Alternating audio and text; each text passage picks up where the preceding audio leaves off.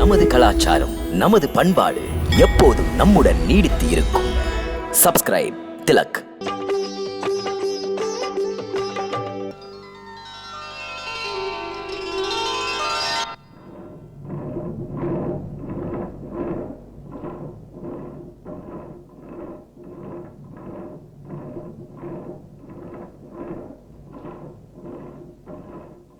அம்மா உனக்காகத்தான் தயிர் கடைகிறேன். தயிர் கடைந்து வெண்ணெய் எடுத்து கை நிறைய தருகிறேன்.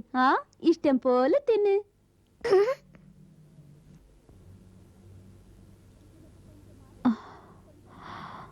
உனக்கு கொஞ்சமாக தருகிறேன், சரிதானே? அட, கொஞ்சம் போதாதா உனக்கு? சொல்லு, கை நிறைய வேண்டுமா? சொல் கண்ணா. சொன்னால் தான் தருவேன், தந்தால் தான் சொல்வாயா? பேசு கண்ணா. மாட்டாயா? சரி, தருகிறேன். அம்மா தரும்போதுதான் தின்னுவாயா? பார்க்கலாம். சாது பிள்ளை. ஆ ஆ ஆ ஆ ஆ ஆ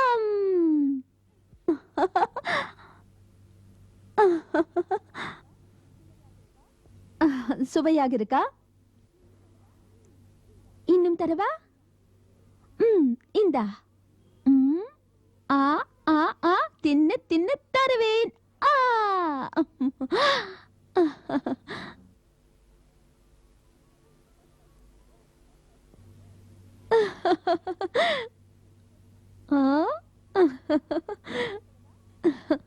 இன்னும் தரவா?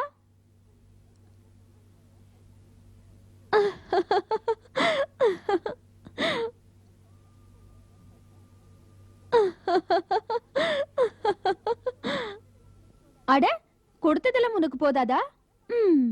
இன்னும் வேண்டுமானால் வாய்த்திர. எவ்வளவு வெண்ணெய் வேண்டுமோ அவ்வளவு வாய்த்திருக்க வேண்டும்.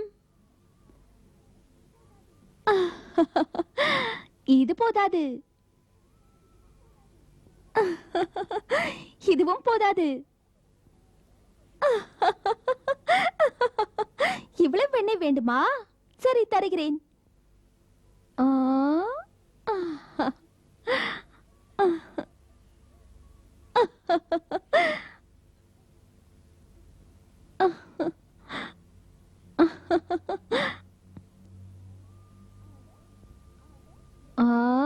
அட அம்மா, அட போதும் போதும். இன்னும் தின்றால் உடம்புக்காகாது. அப்புறம் தருவேன். இப்பதான். இந்த வயசுலே உனக்கு இந்த பிடிவாதமா? அடம் பிடித்தால் தரமாட்டேன். இரு. அட, கோபமாக போனால் கொடுத்து விடுவேனா? மாட்டேன் என்று ஏன் சொன்னேன்? அம்மாவுக்கு உன் குணம் தெரியாதா? கண்ணா, அம்மா உன் நன்மைக்காகத்தான் சொன்னேன். நிறைய வெண்ணெய் தின்றால் அது வயிற்றுக்குள்ளே போய் குடுகுடு குடுகுடு குடுகுடு. உனக்கு வலி தாங்காது. நீ அழுவா இல்லையா? நீ பெரியவனாகிவிட்டால் அம்மா உனக்கு இவ்வளவு வெண்ணெய் தருவேன். என் கண்ணனுக்கு ஊட்டி விடுவேன். இதோ வருகிறேன். கண்ணா, நீ இங்கேயே இரு. இந்த பொம்மைகளோடு விளையாடி கொண்டிரு. நான் உடனே வந்து விடுவேன்.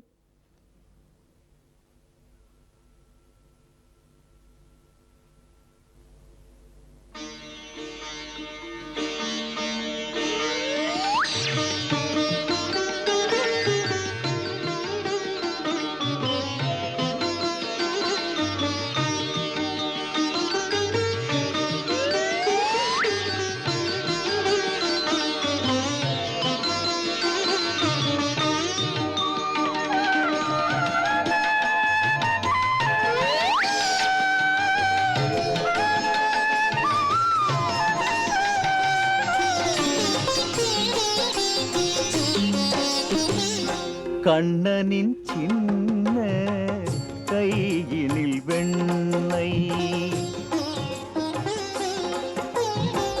மெல்ல மெல்ல தவழ்ந்து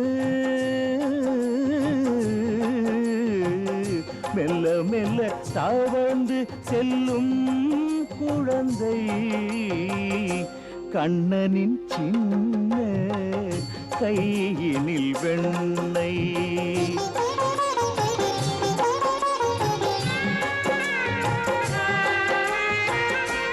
கள்ளத்தனம் செய்வது பிள்ளை குணம் அன்றோ, நல்ல தவம் செய்தவள் யசோதை அன்றோ, வெண்ணை தின்னும் கண்ணனின் உள்ளம் வெள்ளை அன்றோ, கண்ணா கண்ணின் மணியே,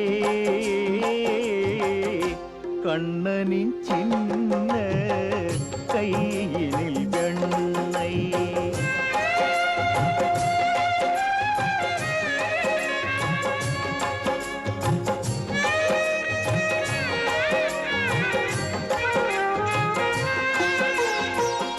ஆண்டவன் இந்த பூமிக்கு வந்தான், அழகிய கள்ளனாய் காட்சியும் தந்தான், யுகம் யுகம் காணாத அதிசயமாகும்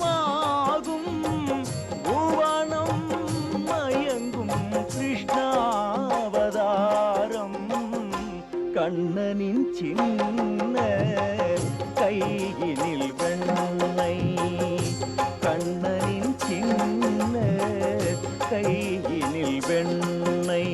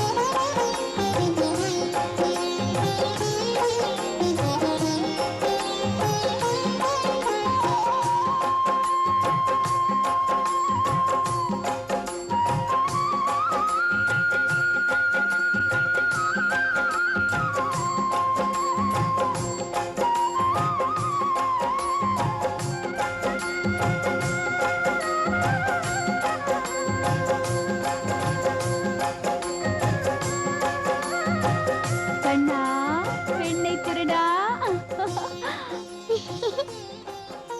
திருடி திருடி வெண்ணை தின்கிறாயா? போய் போய் நான் திருடவே இல்லை. ம், திருடா, நீ வெண்ணை திருடவே இல்லையா? கள்ளச்சிரிப்பா, அம்மாவுக்கு தெரியாதா? திருடாதே, பொய் சொல்லாதே, அம்மாவுக்கு தெரியாமல் வெண்ணை தின்னாதே.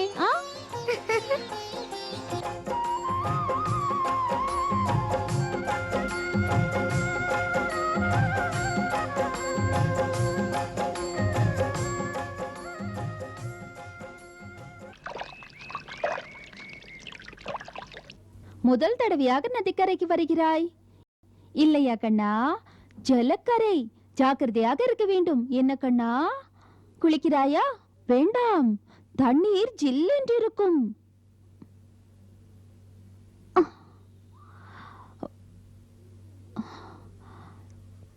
இங்கேயே இரு. குறும்பு செய்யாமல் இருக்க வேண்டும். அம்மா சீக்கிரம் குளித்து விட்டு வந்து விடுவேன். யசோதா, கண்ணனை ஜலக்கரைக்கே கொண்டு வந்து விட்டாயே. என்ன செய்வது கௌசல்யா? இவனை தனியாக வீட்டில் விட்டு வர முடியாதே. புயல் காற்று கொண்டு போய் விடுமே. தெரியுமா உனக்கு? இத்தனை பெரிய வெண்ணெய் உருண்டையை எடுத்துக்கொண்டு ஓடிவிட்டான். திருடனை போல அதை சாப்பிட்டுக் கொண்டிருக்கிறான். பொய், வெண்ணெய் திருடவே இல்லை.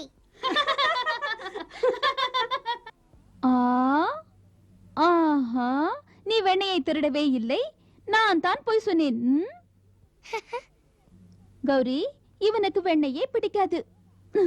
திருட்டு கண்ணா. யசோதா, அவன் கோகுலத்து பிள்ளை. வெண்ணெயை விரும்பி தின்னாமல் வேறு எதை தின்னுவான்? அதற்காக இவ்வளவு தின்பதா? நேற்று இவ்வளவு பெரிய வெண்ணெய் உருண்டையை எடுத்து தின்றான். பார்க்காமல் நான் விட்டால் உடம்பு என்னாவது? குட்டி கண்ணா, குறும்பு செய்யாமல் இங்கேயே இருக்க வேண்டும். இருந்தால்தான் நான் சீக்கிரம் வர முடியும். இருக்கிறாயா?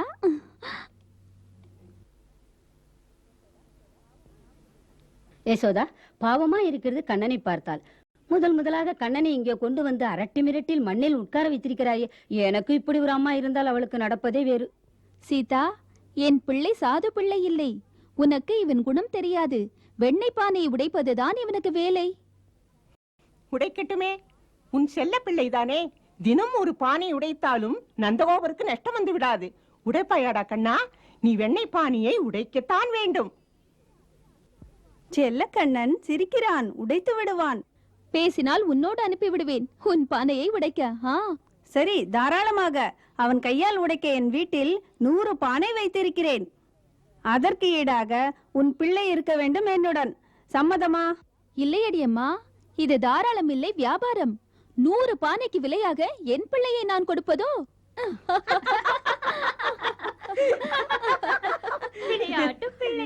ரொம்ப குறும்புக்காரன்.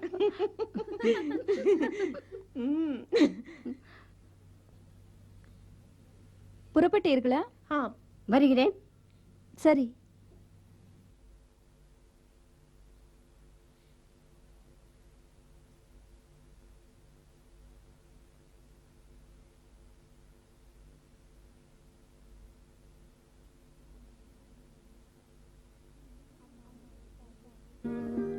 அம்மா யமுனை தாயே, என் பிள்ளை நலமோடு இருக்க, என் குலம் நெடுங்காலம் வாழ, கோகுலம் செழித்து வளர, பசுக்கூட்டமும் பாலும் பெருக வாழ்த்தம்மா.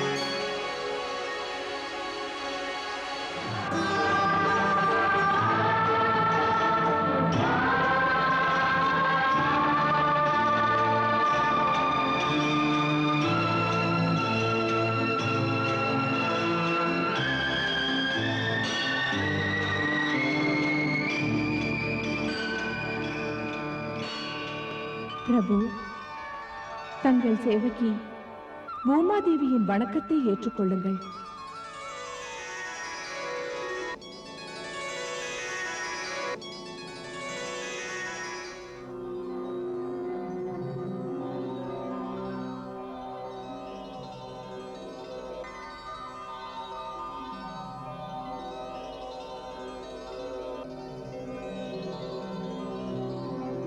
பிரபு, நான் பெற்ற பாக்கியம் இது. தமது திருவடிகளை என் மீது பதித்து என்னை பெருமைப்படுத்தினீர்கள். தாங்கள் இன்று வரையில் மலர் மீதும் மாதாவின் தோள் மீதும் மாளிகையின் அலங்கார தொட்டிலும் இருந்தீர்கள். மண் மீது என்றுதான் தாய் உங்களை உட்கார வைத்தாள். தங்கள் பொன்னான திருவடி என் மீது பட்டது. புனிதமடைந்தேன் பிரபு, புனிதமடைந்தேன். அன்று யமுனை தாய் வசுதேவர் உங்களை சுமந்து வரும்போது தங்கள் சின்னஞ்சிறு கால்களை தொட்டு புனிதமடைந்தாள்.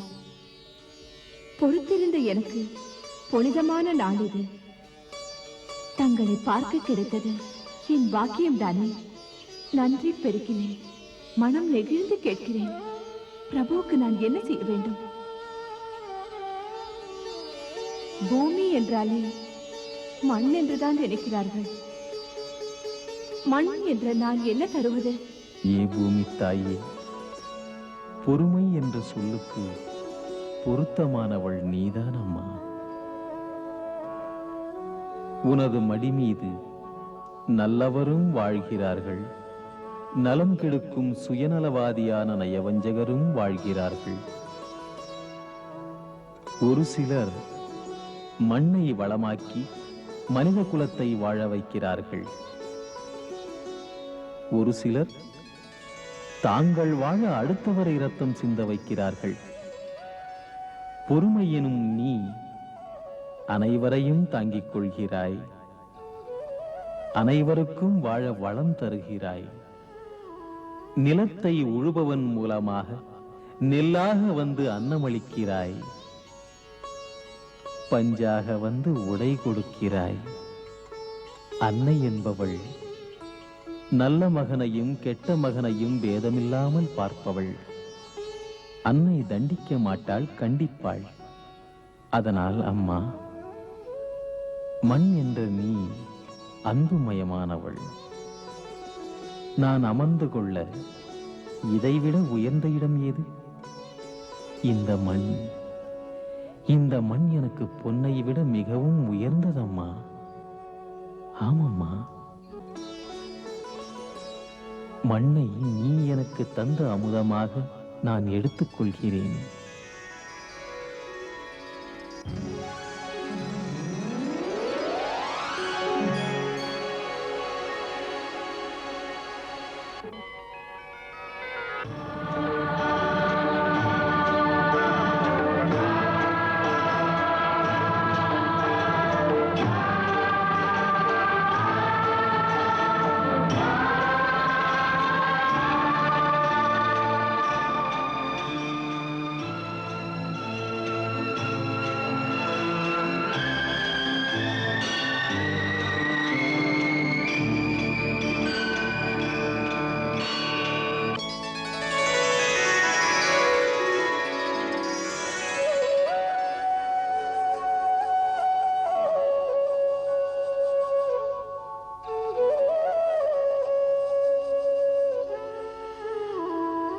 ஐயோ, கண்ணன் மண்ணை தின்கிறான்.